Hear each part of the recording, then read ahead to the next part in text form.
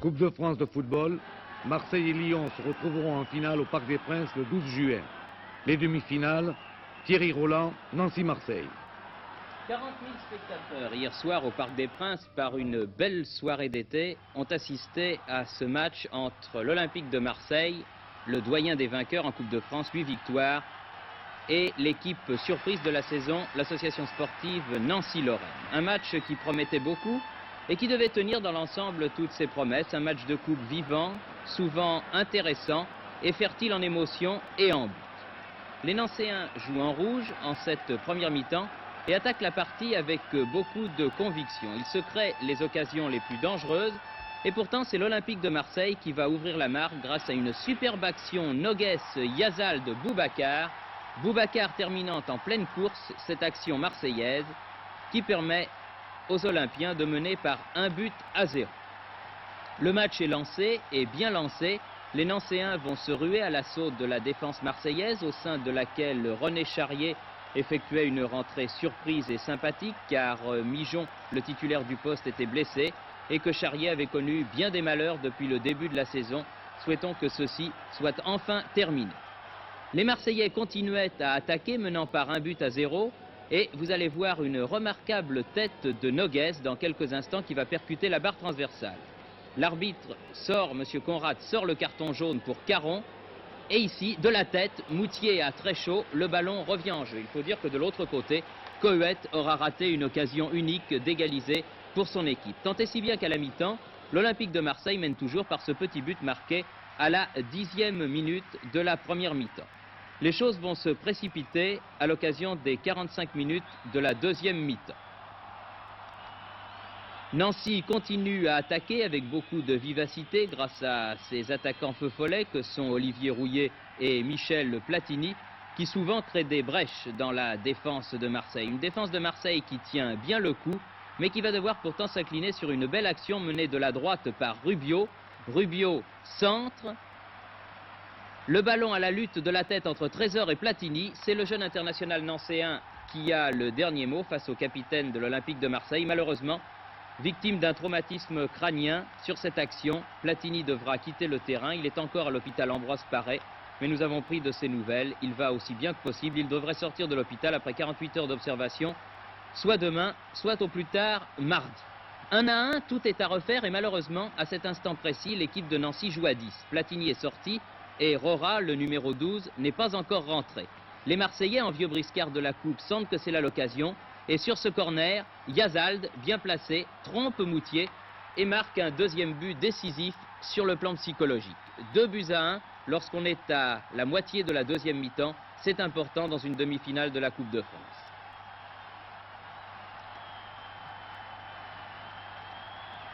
Bracci en contre-attaque pour l'Olympique de Marseille, une équipe de Nancy qui croit de moins en moins et qui va concéder sur 2 fautes, on peut le dire, de sa défense, 2 buts. Le premier ici par Boubacar qui exploite un contre, 3-1. Nous sommes à la 70e minute de la partie et après quelques timides contre-attaques de Nancy qui n'y croit décidément plus du tout, c'est le Stéphanois de l'équipe de Marseille, Georges Beretta, qui marquera le dernier but de la partie, non sans qu'il y ait eu des situations chaudes, vous l'avez vu, sur le but défendu par Charrier. Un dernier but assez curieux, car la balle tirée de 25 à 28 mètres environ par Beretta percutera la ligne de 6 mètres, regardez bien, et trompera le malheureux Moutier. 4-1, un score lourd pour Nancy-Lorraine, mais Marseille est un bon finaliste. Richard Dio maintenant. Metz-Lyon.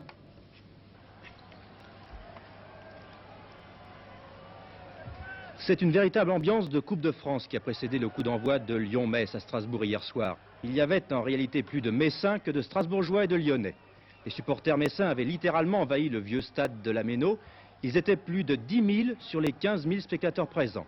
Et 117 autocars avaient amené leur cargaison de Messins.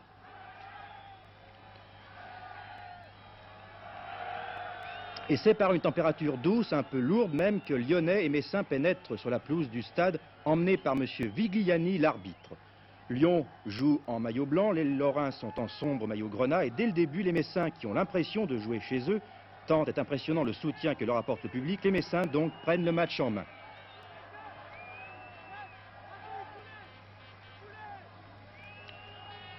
Pour la circonstance, Braun avait demandé à endosser le numéro 13. Ça ne lui a pas trop porté chance car Braun a pratiquement raté tout ce qu'il a entrepris hier soir.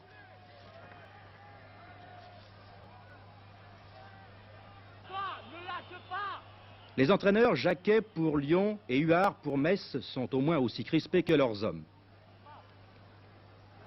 C'est De Rocco, le jeune gardien de Lyon, qui est le plus sollicité en début de partie, mais il s'en tire fort bien en dépit de la pression messine. Pendant le premier quart d'heure, c'est un assaut en règle que subit De Rocco sans trop de dommages. Et puis, au fil des minutes, la machine messine s'essouffle et ce sont au contraire les Lyonnais qui s'animent et qui commencent à mettre à contribution l'immense gardien de but de Metz, André Ray. Bernad échoue à 3 reprises sur Ray, dont les réflexes permettent à son équipe de tenir le choc jusqu'à la mi-temps. Même Lacombe, sur cette action, ne peut prendre en défaut le gardien de Metz qui peut être satisfait de son travail à la fin de la première période 0-0.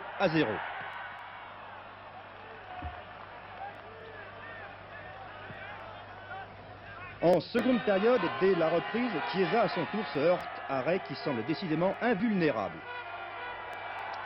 Il y a plus d'une heure que l'on joue et l'on songe déjà aux éventuelles prolongations lorsque Domenech, le numéro 2, lyonnais, s'enfonce dans la défense messine. Il est bousculé et l'arbitre accorde un coup franc que Chiesa transforme en but.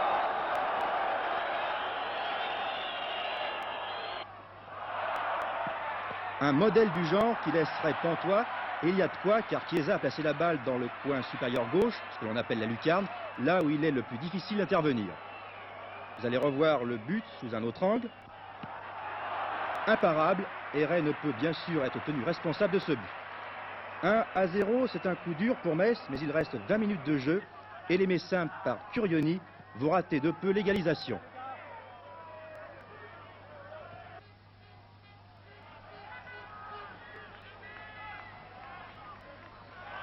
Comprenant décidément que la réussite est de leur côté, les Lyonnais appuient leurs actions, au détriment de Ray qui doit encore faire des prodiges pour éviter que Chiesa ne lui loge la balle dans ses filets.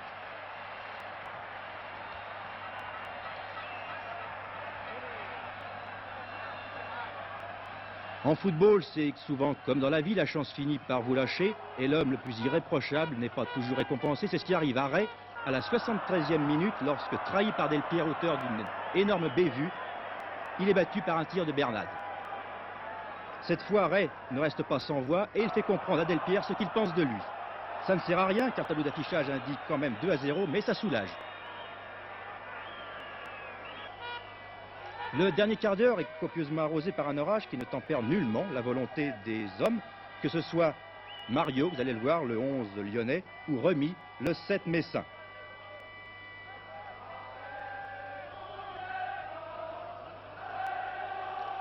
On en reste là, Lyon bat Metz 2-0 et accède à la finale pour la 6e fois. C'est un résultat qui est peut-être sévère pour Metz, mais la qualification de Lyon nous a paru tout de même équitable sur l'ensemble du match. Les joueurs et l'entraîneur messin, très sportivement, ont accepté le verdict, sinon avec joie, tout du moins avec sérénité. Seul désaccord peut-être le coup franc que Huard a jugé bien sévère pour son équipe. Le premier but, c'est pas un coup franc net, hein. C'est plutôt un passage en force. Hein. Bon, le deuxième, il vient parce qu'il y a eu le premier. Sans ça, il n'y a pas de deuxième but, vous comprenez? Je pense qu'aujourd'hui, nous avons disputé un match peut-être un peu à l'extérieur, mais vu la tournure du match en début, nous méritions amplement de gagner aujourd'hui. Et je pense que physiquement, sur la fin, nous avons dominé territorialement cette équipe de Metz. Et nous méritons vraiment notre finale, je pense.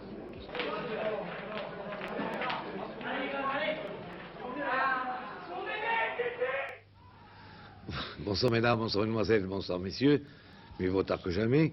Il est difficile de ne pas parler de Saint-Étienne quand on parle football, et pourtant Saint-Étienne est plus en course en Coupe de France, vous le savez.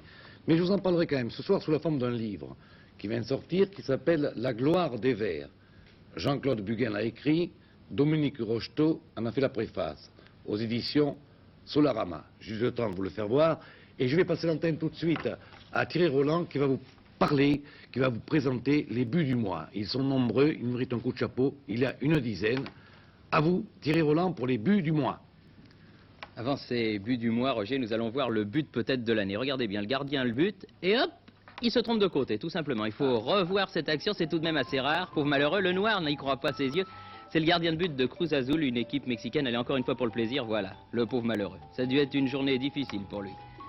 Bon, et maintenant, c'est Golden Goals, comme disent les Anglais, les buts en or que nous recevons chaque mois. Ne vous inquiétez pas, ils sont en noir et blanc, mais c'est tout simplement parce que nous ne sommes pas nombreux à avoir la chance de posséder des récepteurs en couleur. Tout d'abord, Baer, que nous voyons lui en couleur, parce que c'est le successeur de Müller au sein de l'équipe allemande et un tir terrible de 25 mètres qui ne laisse aucune chance au gardien de but espagnol. Retenez bien ce nom, Baer, c'est l'actuel avant-centre de l'équipe allemande. Regardez la puissance de ce tir, assez étonnant.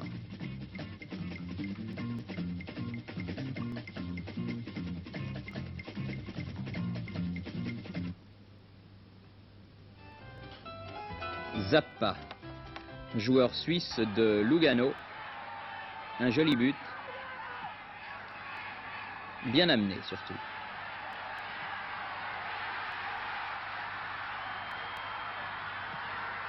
Pleine lucarne là aussi, comme dirait Richard Dio.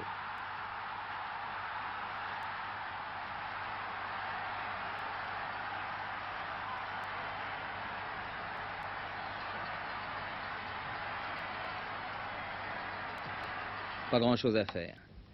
Pirkner, le numéro 10 de l'Austria, un club autrichien.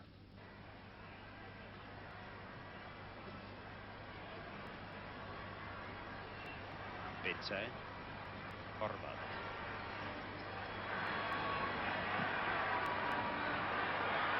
Pass für Kandaxbach.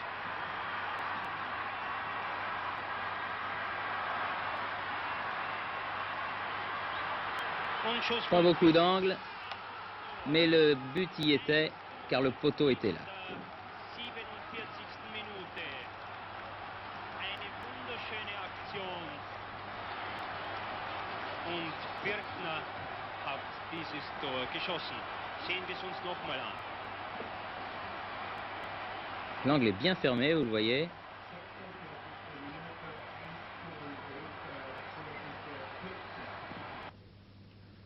Alors là, vous allez voir un but absolument magnifique, non pas Ressel, le scoreur, comme nous l'annonce ce panneau, mais regardez ce que va faire Reisenbrink, l'ailier gauche d'Anderlecht, qui a le ballon ici. Regardez, il emmène absolument tout le monde, et au dernier moment, il renverse la course du ballon pour Ressel, qui ne pouvait faire moins que de marquer ce but. Reisenbrink, que vous avez vu en direct lors de la finale de la Coupe des Coupes, que nous vous avons fait vivre sur Antenne 2 avec Bernard Perret. Vraiment l'un des très très grands attaquants du football européen, pour nous très certainement l'égal de Johan Cruyff. Là encore un beau but, Vabek du Dynamo, c'est un Yougoslave. Là vous le voyez, c'est en noir, mais la frappe, elle est en couleur. Fantastique. En pleine course.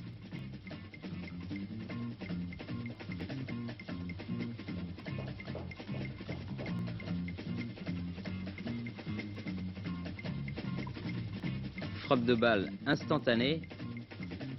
Et ô combien bien placé. Alors là, regardez bien, c'est quelque chose d'assez rare. Raja, de Helsinki, qui marque un but directement sur corner. C'est de plus en plus rare. Et voilà. C'est simple, mais on ne le réussit pas souvent, car il y a beaucoup de monde devant les buts, et il faut quand même, pour réussir cet exploit, qu'un ou deux défenseurs commettent une erreur.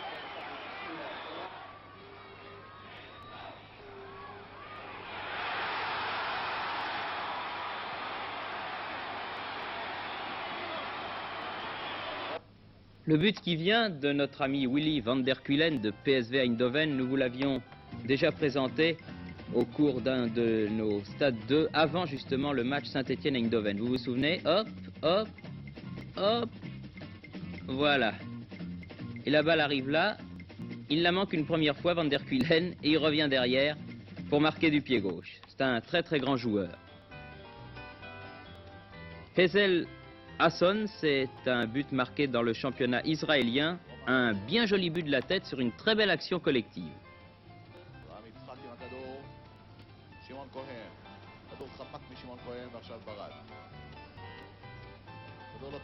Interception, 1-2, centre, et coup de tête magistral. Très bien joué.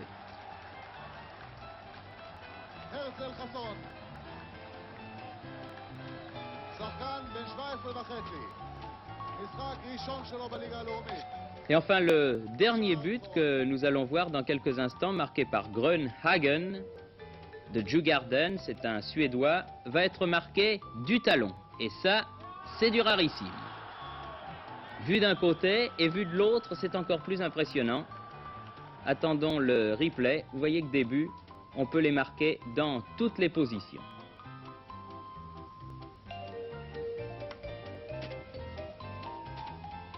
Hop, pas mal du tout. C'est très rare là aussi.